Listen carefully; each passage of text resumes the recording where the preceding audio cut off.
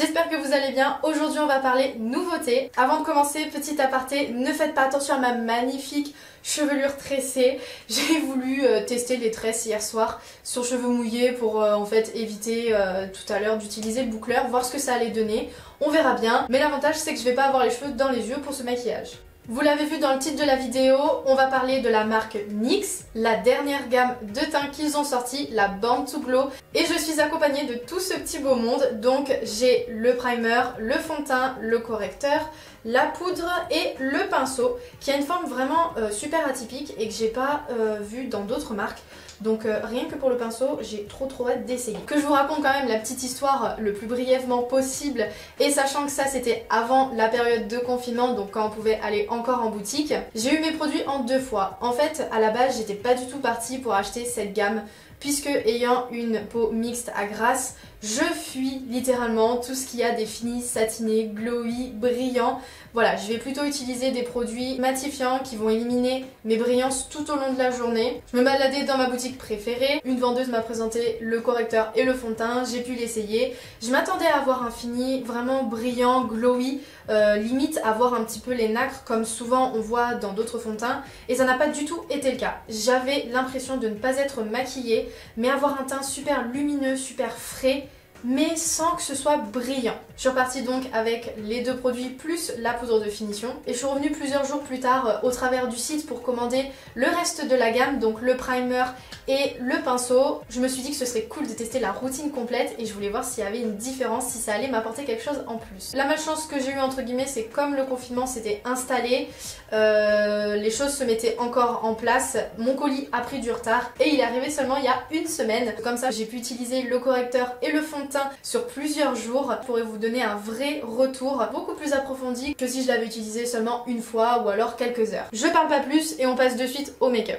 On s'est rapproché un petit peu et il est 7h53, donc comme ça je vais pouvoir porter le make-up toute la journée. La base se présente comme ceci, packaging en tube pour une contenance de 30 ml, elle est vendue à 14,90 €. Elle est imprégnée de perles réflectrices de lumière et elle serait censée vous donner l'illusion d'une peau de verre. Je serai avec la référence Moonbeam, mais vous en avez deux autres, Rose Quartz et Sandy Glow. Le pinceau se présente comme ceci, il est vendu au prix de 17,90 €, il est en poil synthétique, il a une petite forme un peu atypique, comme s'il y avait une fleur au milieu. Il est censé reproduire l'application des doigts, si j'ai bien compris, et vraiment vous donner un résultat 100% naturel. Et il est vegan. D'ailleurs, il faut savoir que tous les produits de cette gamme sont vegan, sauf le primer. Mais vous en avez aussi deux autres, un pour l'highlight et un pour la poudre. Je vais mettre ma base sur la main.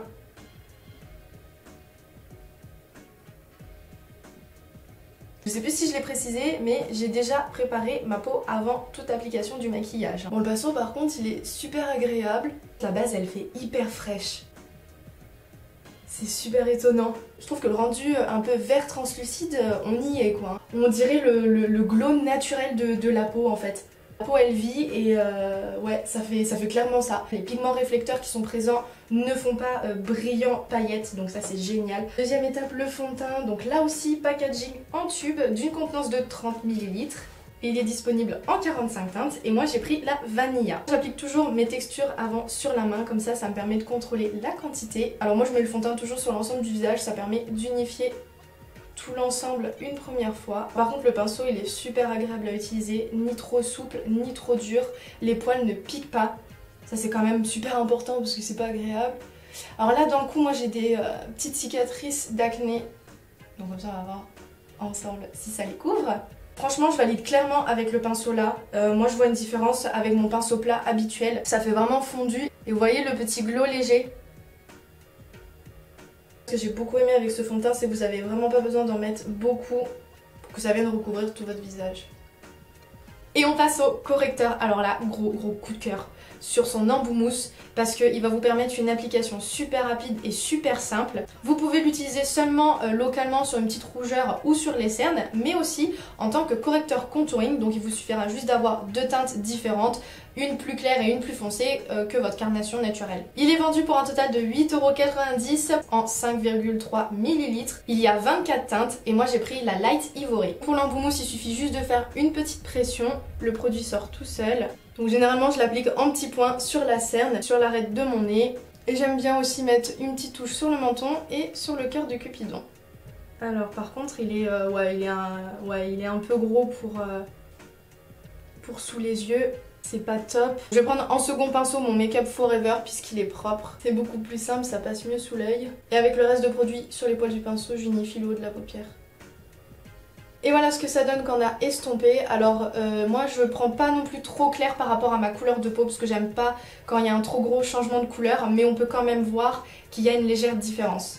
Alors par contre je vais un petit peu déroger à la routine classique de la gamme. J'ai une peau mixte à grasse, donc les brillances plus faut quand même les contrôler. Donc avant d'utiliser ma poudre fixatrice irisée, je vais venir utiliser celle qui est matifiante de chez Huda Beauty.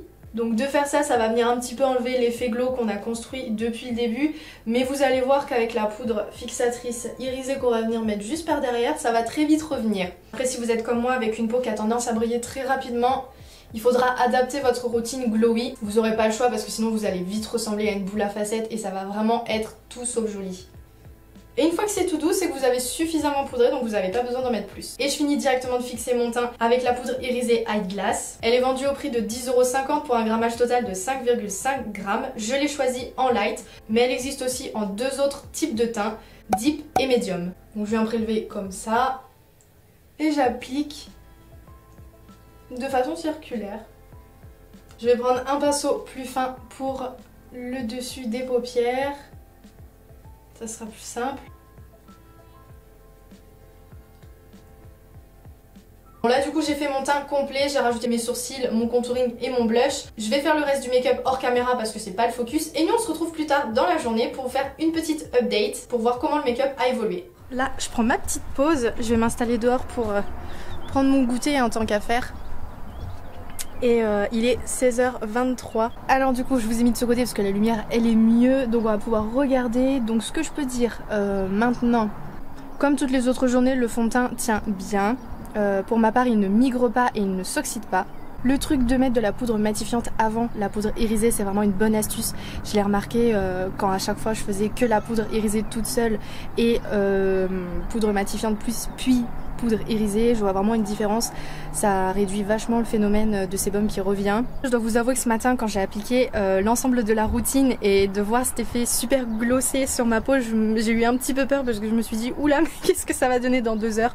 Et franchement non, je suis agréablement étonnée, je valide clairement et je trouve même que le rendu est mieux que quand j'avais testé uniquement le correcteur, le fond de teint et la poudre irisée, donc je suis super contente. Alors après avec ce fond de teint j'ai remarqué au fil de la journée qu'il avait tendance à marquer les petites ridules d'expression. Ça bon bah c'est le petit hic, hein. Je pense que comme on est sur un résultat glowy c'est normal. Voilà pour les dernières nouvelles. Nous on se retrouve tout à l'heure en fin de soirée. Et puis moi je vais finir mon goûter. Il est 22h37 donc ça fait maintenant un petit moment que je porte le maquillage. Conclusion de cette journée, je suis ultra satisfaite. Alors bon, actuellement ma peau a quand même pas mal repris le dessus, ça brille sur l'ensemble du visage. Après il faut pas oublier que ça fait quand même plus de 8 heures que je suis maquillée et qu'on était de base sur une routine glowy. La petite critique que je ferai, parce qu'il en faut bien une, c'est qu'il a tendance à s'immiscer dans les plis du sillon nasogénien. C'est la même chose pour les petites ridules sous les yeux, donc faut relativement bien poudrer si on veut lisser le tout. Ayant enfin pu tester tous les produits ensemble, mon avis reste complètement inchangé sur la tenue du fond de teint et du correcteur. Honnêtement, pour le prix, ce sont des très bons produits. Ils s'appliquent facilement, tiennent toute la journée. Le format tube me convient parfaitement. En plus, ils sont petits, donc vous pouvez facilement les glisser dans votre trousse beauté. Je vous conseillerais, avant d'acheter un fond de teint, de toujours demander soit un échantillon en boutique ou alors carrément une application que vous allez pouvoir évaluer sur tout le reste de la journée. Et puis quand vous serez décidé, vous reviendrez pour l'acheter. Et mon petit coup de cœur de ce matin, c'est véritablement le pinceau, où j'ai adoré la densité et la texture des poils. J'ai trouvé ça super agréable et j'ai aussi beaucoup aimé le rendu que ça a fait sur ma peau. Pour la base, je valide totalement si vous voulez un effet de verre et glossé, et j'ai bien envie de la réutiliser sur des journées plus intensives pour voir si ma peau, comme aujourd'hui, contrôlera ses brillances sans finir en boule à facettes. D'ailleurs, si vous n'aimez pas les brillances et que vous souhaitez à tout prix des teints ultra mat, ne partez pas sur cette routine parce qu'elle ne vous conviendra pas. Je pense qu'on a largement fait le tour et j'espère que j'aurai pas trop parlé non plus. J'espère que je vous aurai donné des conseils qui vous seront utiles dans vos achats futurs make-up. D'ici là, je vous envoie toutes mes bonnes vibes et on se retrouve dans une prochaine vidéo. Ciao!